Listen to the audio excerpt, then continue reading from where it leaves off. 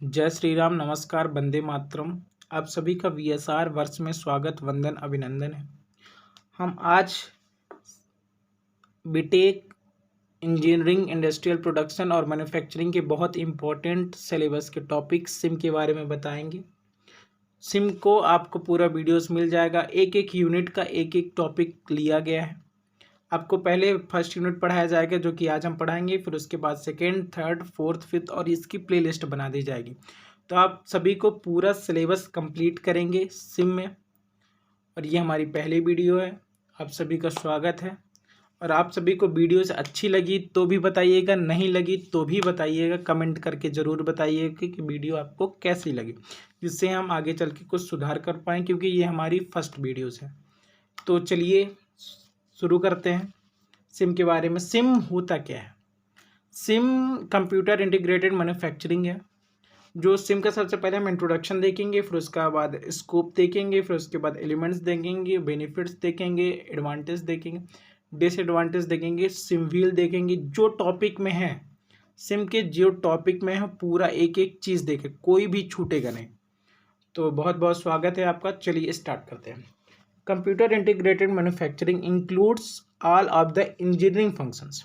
जो सिम क्या होता है, ये इंक्लूड करता है all engineering function of the CAD and CAM. ठीक, कैड एंड कैम के पूरे जो फंक्शन है वो इंक्लूडिंग होते हैं, जैसे including the firms business functions that are related to manufacturing.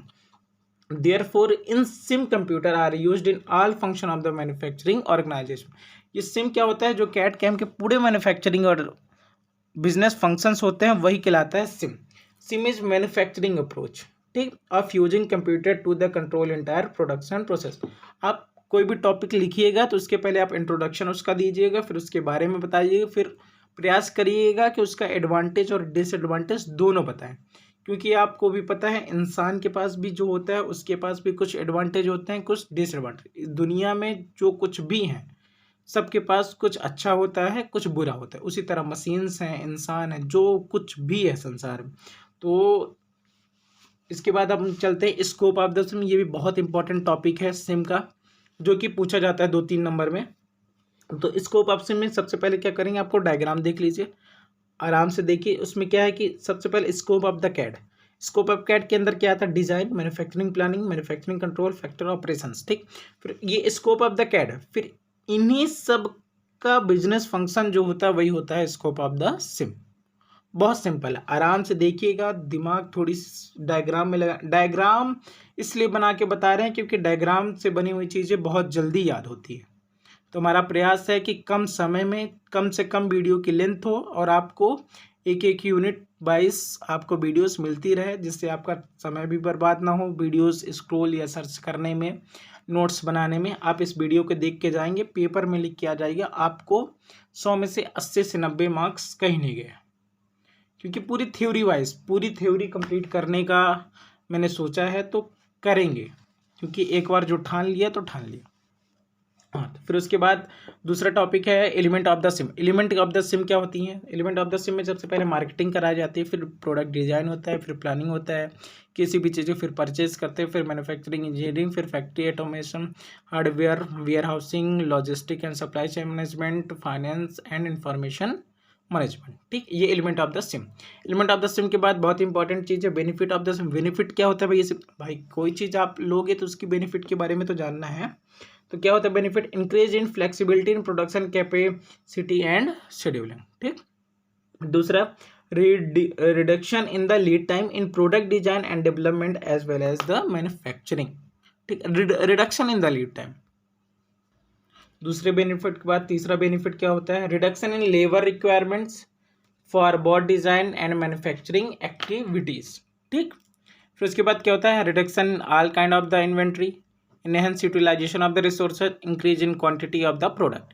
Change in design can be implemented in very less time with the minimum lead time. आप कमेंट में बता सकते हैं, अगर आपको इंग्लिश समझ में नहीं आ रही है तो हिंदी से भी समझाने का प्रयास करेंगे। पर हमें लगता है कि बीटेक के स्टूडेंट है तो आपको इंग्लिश तो आती होगी, तो इसीलिए जल्दी जल्दी ज़्यादा लेंथी अगर हिंदी से भी समझाने जाएंगे तो वीडियो की लेंथ बढ़ जाएगी। और मैं नहीं चाहता कि आप सभी को मतलब कोई एक यूनिट कंप्लीट करना है तो 6 से 7 घंटा लगे, क्योंकि थ्योरी है। जितना जल्दी थ्योरी आप पढ़ेंगे उतना जल्दी लिख के आएंगे, समझ रहे? क्योंकि इंजीनियर्स क्या होते हैं कि पेपर के रात में ही तो पढ़ते हैं, जिस दिन पेपर है उसके जस्ट बिफोर वाली नाइट में पूरा उनको सिलेबस कंप्लीट करना होता है। तो इसीलिए मेरी वीडियो ज़्यादा से ज़्यादा 20 मिनट के अंदर ही रहेगी, प्रयास रहेगा 5 टॉपिक्स कम से कम आपके नहीं तो 1.5 घंटे के अंदर अंदर कंप्लीट कर देंगे, ठीक। जैसे फिर दूसरा सबसे सिम में पहले यूनिट का सबसे इम्पोर्टेंट कोई टॉपिक है तो सिम व्हील है। सिम व्हील डायग्राम है, बहुत अच्छे से आपको याद हो जाएगा, सिर्फ एक बार आप अच्छे से फोकस करेंगे। उसमें अपन 4 पार्ट डिवाइड कर देते हैं। जैसे व्हील की रिम होती है उसमें, जैसे क्या factory automation, engineering design, manufacturing planning and manufacturing control. फिर इंजीनियरिंग डिजाइन में क्या होता है, design analysis and simulations, documentation, ये क्या रहता है इंजीनियरिंग डिजाइन में। फिर मैन्युफैक्चरिंग प्लान में क्या, प्रोसेस, क्वालिटी एंड फैसिलिटीज। फिर उसके बाद मैन्युफैक्चरिंग कंट्रोल में क्या, ordering, shipping, scheduling and materials and shop floors. फिर उसके बाद फैक्ट्री ऑटोमेशन में क्या, material handling, assembly, inspection and material processing. सिर्फ इतना सा है सिम व्हील, जो आपको 5 नंबर देके चला जाएगा। सिर्फ एक बार आपको देखना है, 2-3 बार प्रैक्टिस करेंगे, जितनी बार प्रैक्टिस डायग्राम का प्रैक्टिस करेंगे उतनी बार आपको याद हो जाएगा, क्योंकि प्रैक्टिसेस मेक परफेक्ट। फिर उसके बाद क्या होता है, ऑब्जेक्टिव ऑफ द सिम, ये भी इंपॉर्टेंट टॉपिक है। Objective to improve the product quality, improve करता है product quality, to lower the product cost, ठीक, to reduce the delivery time को रिड्यूस करता है, to reduce the waste and inventory करता है, to increase the flexibility and manufacturing, ठीक। ये हो गया आपका ऑब्जेक्टिव ऑफ द सिम। फिर ऑब्जेक्टिव ऑफ द सिम के बाद अगला इंपॉर्टेंट टॉपिक आता है जो कि automation of the CIM. Automation क्या होता है, automation is the technology by which a process or procedure is perform with the minimum human effort, ठीक। मिनिमम ह्यूमन एफर्ट में कोई भी टेक्नोलॉजी के द्वारा हम कोई भी काम कर लें तो वही कहलाता है ऑटोमेशन। फिर इंडस्ट्रियल ऑटोमेशन, इंडस्ट्रियल में कैसे ऑटोमेशन का यूज होता है, it is use to control system, ठीक, such as the computer robots handling different processes of the machineries in an industry to replace a human beings।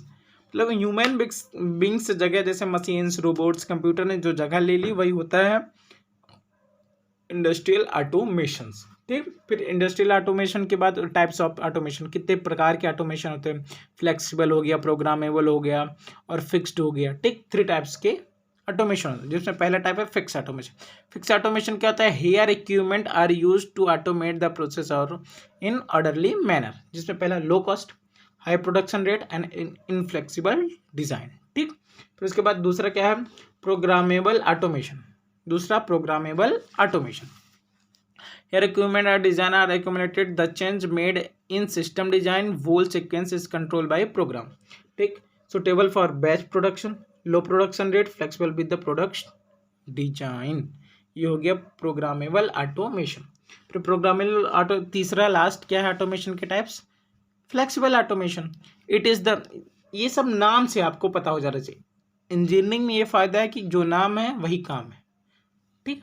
तो जैसे flexible auto, it is an extension of programmable automation which design to manufacture a variety is to product with the no loss of time, minimum production rate, continuous production with the variable design, ठीक।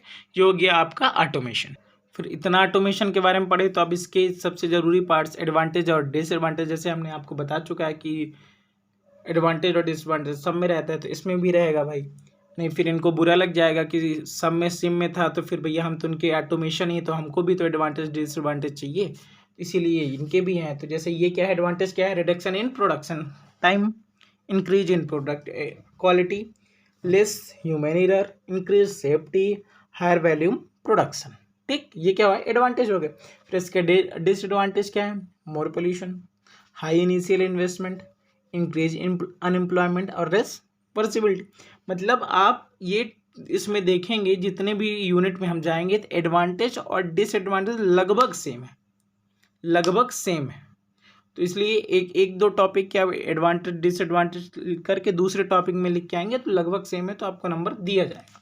फिर इस chapter का second more important चीज production activity control, PAC, ठीक। PAC होता क्या है, production planning involve detail forecasting, coordinate and scheduling of the resource including the type, quantity and timing of these resources, example aggregate planning, mass production schedule, material requirement planning, manufacture requirement planning, enterprise resource planning.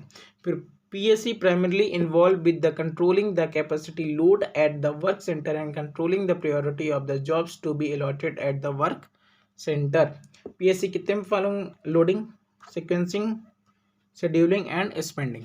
ठीक, ये क्या है इसके following functions. PSC के बाद अगला topic business forecasting. इसके बारे में आप पढ़े होंगे पहले भी यूनिट्स, मतलब 5th-6th सेमेस्टर में, तो फिर से एक बार रिवाइज कर लेते हैं। Business forecasting an act the predicting the future economic condition. अगर आप प्रेडिक्शन लगाते हैं फ्यूचर इकोनॉमिक कंडीशन में, किसके बेसिस पे, पास्ट एंड प्रेजेंट के इन्फॉर्मेशन में आप फ्यूचर का प्रेडिक्शन लगाते हैं, वही क्या होता है बिजनेस फॉरकास्टिंग। ठीक, सिंपल लैंग्वेज में, ज़्यादा हार्ड लैंग्वेज नहीं लिखना कि जिससे प्रोफेसर्स को भी जो कॉपी भी चेक करो उसको भी समझ में आए, तो हमेशा सिंपल लैंग्वेज लिखने का प्रयास करें। फिर क्या है, refer to a technique to analyses the economic, social and financial forces affecting the business with an object of the predicting future events. ठीक, फिर क्या है इसके यूजेस और इम्पोर्टेंट क्या है, तो इस्टेब्लिश अ न्यू बिजनेस, नया बिजनेस इस्टेब्लिश करना, formulated plans, stimulative finance needs, facilitating managerial decision, quality of the management and success in business. ठीक, ये इसके इम्पोर्टेंट है। फिर इस सिम का लास्ट टॉपिक क्या है, aggregate production planning. Aggregate production planning ये आप पढ़े होंगे 6th सेमेस्टर में, एग्रीगेट प्रोडक्शन प्लानिंग, तो उसका थोड़ी सी रिवीजन करेंगे यहाँ पास। Aggregate planning involve planning the waste quantity of produced in the intermediate range horizon 3 months to 1 year तक रहता है इसकी प्लानिंग का। And planning is the lowest cost of the method of providing the adjustable capacity to accommodated the production requirement. ठीक, फिर जैसे मैंने बताया आप सभी को, पहले आप डिफिनेशन लिखा करिए, फिर पॉइंट में लिख देंगे, तो उससे आपको प्रोफेसर्स को भी अच्छा लगेगा, आपको नंबर भी मिलेंगे, दिखने में भी अच्छा लगता है। Determine the quantity and timing the production for the immediate futures. फिर intermediate range capacity planning that usually covering 2 to 24 months। Objective is to minimise cost over the planning period adjustings. बहुत बहुत धन्यवाद, आप सभी ने वीडियो देखा। ये हमारी पहली वीडियो थी सिम की। इसके बाद आपको 2nd unit, 3rd unit, 4th unit और 5th यूनिट की सिम की वीडियोज़ आएगी। फिर उसके बाद आपको कैड की वीडियोज़ आएगी। फिर उसके बाद आपको मैनेजमेंट की वीडियोज़ आएगी। फिर उसके बाद आपको MIS की वीडियोज़, 2 इंडस्ट्रियल प्रोडक्शन की लास्ट सेम का है। 8th सेम की, मतलब ये टॉपिक सिलेबस में था। शायद ये मैकेनिकल इंजीनियरिंग में भी है, 1-2 सब्जेक्ट, जैसे कैड हो गया, कैम हो गया, सिम हो गया। तो हमारा प्रयास है कि सभी टॉपिक्स को बहुत अच्छे से सिलेबस द्वारा कंप्लीट किया, एक एक टॉपिक पकड़ के सिलेबस से कंप्लीट किया गया है। और अगर आप सभी को कुछ दिक्कत समझ में आ रही है, या फिर कोई फॉल्ट हो, या फिर कुछ भी प्रॉब्लम हो, तो आप कमेंट में बता सकते हैं, अपना राय दे सकते हैं कि वीडियोस की क्वालिटीज़ अच्छी नहीं है, या फिर बोलने की शैली अच्छी नहीं है, फिर कोई भी मिस्टेक्स हो, या फिर कोई सजेशन हो कि हम इसे अपग्रेड करें, तो आप बिल्कुल बता सकते हैं। और आपको किसी भी टॉपिक में अगर आपको वीडियोस चाहिए, नहीं मिल रही है आपको, तो आप कमेंट बॉक्स में कमेंट कर सकते हैं, और हम प्रयास करेंगे कि आपकी अगली वीडियोस उसी टॉपिक पर हो। तो आप सभी का बहुत बहुत धन्यवाद, शुक्रिया। और आपको वीडियोस अच्छी लगी हो तो लाइक, शेयर्स और सब्सक्राइब कर सकते हैं। अगर नहीं लगी हो तो ना करिए, बिल्कुल कोई ज़ोर ज़बरदस्ती नहीं कि आप करिए। हमारा आप करेंगे तो हमें मोटिवेशन मिलेगा, तो हम और अच्छी क्वालिटी देने का प्रयास करेंगे। बहुत बहुत धन्यवाद। सत श्री अकाल, जय श्री राम, वंदे मातरम, जय हिंद।